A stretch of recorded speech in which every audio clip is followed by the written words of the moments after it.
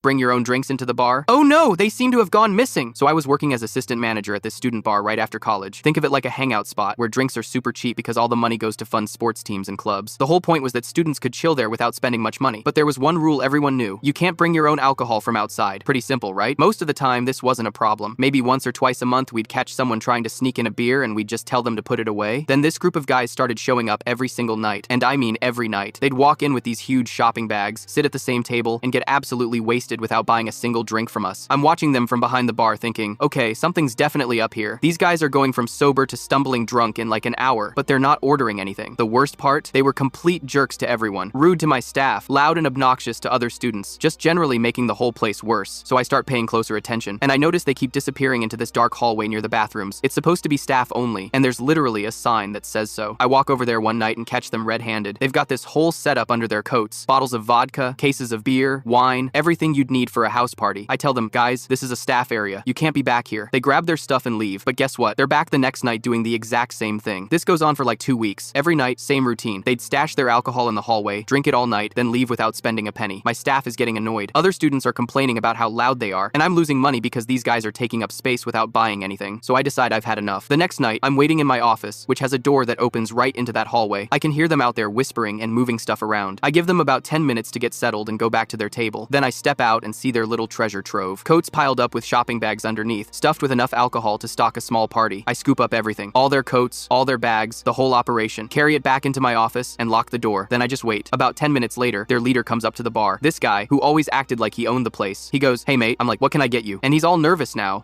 Nothing thanks. We left our coats in the hallway, but they've gone missing. I give him my best customer service smile. You mean the staff-only hallway we've told you to stay out of multiple times? Why would you leave your coats there? He's stumbling over his words. We were just, storing them until we left. I nod real serious. All right, let me check if anyone turned anything in. Meet me back at the hallway. So I walk out of my office door, which they clearly had no idea existed, carrying all their coats. Here you go, I say, handing them over. The guy looks relieved for about 2 seconds. Then he goes, oh, we had some bags too. What was in them? I ask, like I have no clue. He's sweating now. Wine and beer and vodka and stuff. I pop my head back into the office for literally 1 second, come back out with the biggest smile on my face. Sorry, no one's turned in anything like that. The silence was beautiful. You could see his brain just completely short circuit. Finally, he goes, oh, okay. And him and his whole crew just slunk out of the bar looking absolutely defeated. They never came back, not once for the rest of the year. And let me tell you, staff drinks that night were absolutely wild.